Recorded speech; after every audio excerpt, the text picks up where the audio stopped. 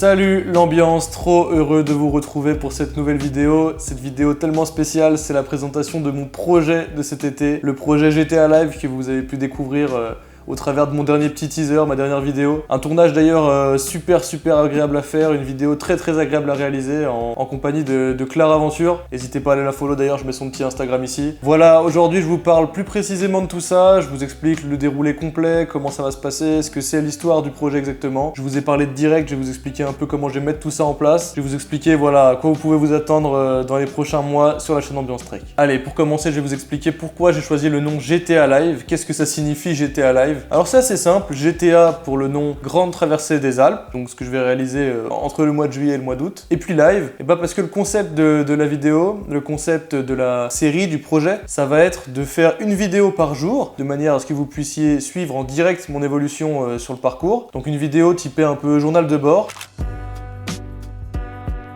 Alors pour parler un peu chiffres maintenant, la Grande Traversée des Alpes, c'est 600 km et 30 000 mètres de dénivelé positif et négatif. C'est 54 cols entre le lac Léman et plus précisément Saint-Gingolph jusqu'à Menton ou Nice. Ça, je sais pas encore exactement où je vais atterrir, mais voilà, en tout cas au niveau de la Méditerranée. C'est un passage par le massif du Mont-Blanc, le Beaufortin, la Vanoise, la Maurienne, le Queyras, le Mercantour et j'en passe. Ensuite, comme vous avez pu le voir, au travers de mon teaser, je pars donc avec Olivier qui m'a accompagné sur Beldon l'an dernier et Clara avec qui j'ai fait la traversée du Vercors et du coup avec qui j'ai aussi réalisé ce teaser. Il y aura sûrement d'autres gens qui vont me rejoindre, je sais que j'ai un pote qui va peut-être venir un week-end, je sais que peut-être ma famille un jour sera là pour me ravitailler, etc. Au niveau de ce qui vous concerne vous un peu plus directement, qu'est-ce qui va paraître sur la chaîne YouTube pendant que je serai pas là, parce qu'évidemment qui dit départ pendant un mois dit pas forcément de vidéos ou alors moins de volume, moins de temps évidemment pour faire ces vidéos. Alors déjà, comme je l'ai dit, il y aura une vidéo par jour où vous verrez du coup comment je vis l'aventure. Je vais essayer de faire ça bien et puis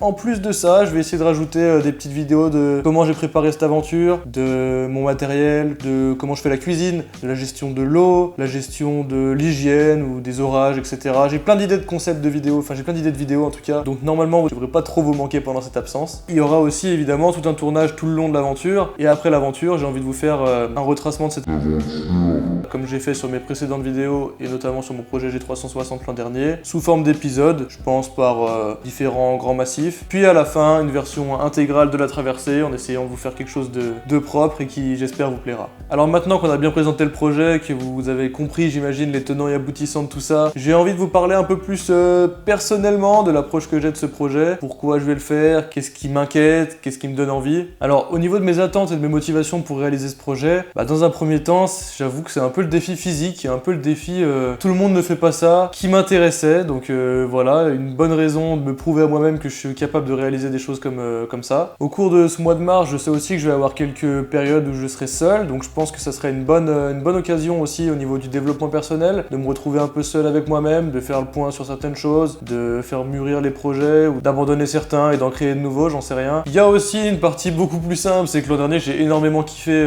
faire ces traversées avec Olivier, Clara, Ossian, Yvan, Émilie, etc. Donc voilà, simplement il y a cette partie un peu plus partage et fun qui m'attirait. Et puis simplement, dernier point de mes motivations, je vois aussi cette traversée des Alpes comme un entraînement pour la suite, même si bon c'est pas sûr que j'y arrive, hein. Mais dans l'idée, plus tard j'ai des envies de tracés qui me font de l'œil, surtout en Nouvelle-Zélande, le Te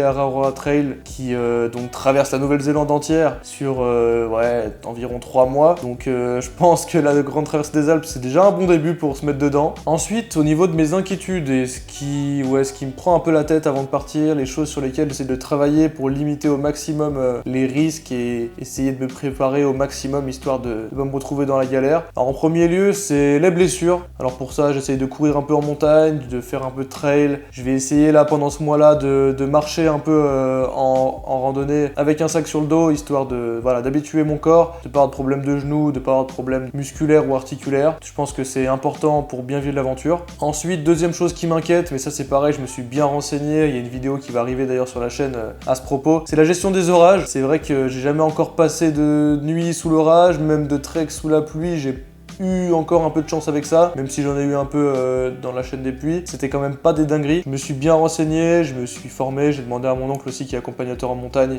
quelques conseils. Ensuite, j'ai un peu peur aussi niveau mental. J'espère que voilà, je vais tenir le coup et que je vais pas me dire au bout d'une semaine, bon j'en peux plus, j'en ai marre, j'arrête. J'espère voilà dépasser un peu des limites que je peux avoir, ce côté des fois un peu où j'ai du mal à aller au bout des choses, donc ça va aussi être une occasion de me prouver que je peux dépasser tout ça. Et puis dernière chose qui me fait un peu peur, pourtant c'est une chose qui est pas si folle, c'est les ravitaillements. Je sais qu'il y a un ravitaillement tous les 2 jours facilement sur la grande traversée des Alpes. Il y a plein de refuges, plein de villages qu'on traverse. Donc, normalement, il devrait pas y avoir de soucis à ce niveau-là, mais c'est vrai qu'à chaque fois que je suis parti ces derniers treks, même tous les treks de ma vie en fait, je suis parti en totale autonomie, ou alors à la rigueur j'avais un jour où j'étais limite, mais je savais que je pouvais trouver de la nourriture sur les 7 jours maximum qu'il y avait dans la traversée. Donc là, nouvelle contrainte, nouvelle chose qui apparaît, que j'ai pas connue jusque là. En fait, plus concrètement, ce qui m'inquiète, c'est que je sais pas, j'ai peur de pas savoir quoi acheter le jour où je serai dans le magasin là-bas, mais je pense que ça va juste se faire naturellement. Ça c'est comme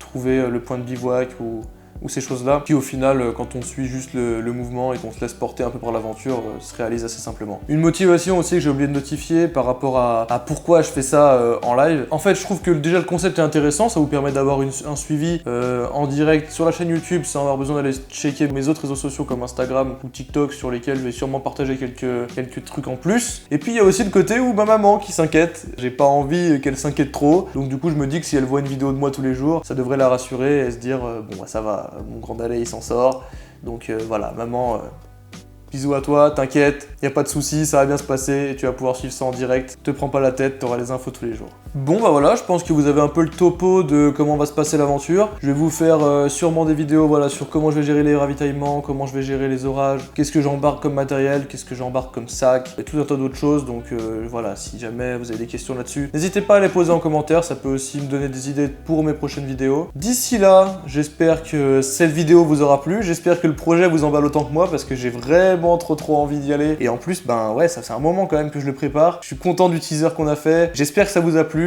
N'hésitez pas à me le dire en commentaire, n'hésitez pas aussi à mettre un gros pouce bleu sur la vidéo, histoire de m'encourager, ça soutient la chaîne et ça fait vraiment plaisir. Voilà, sur ce, c'était Alex, merci d'avoir suivi cette vidéo, à la prochaine sur Ambiance Trek, et à plus l'ambiance.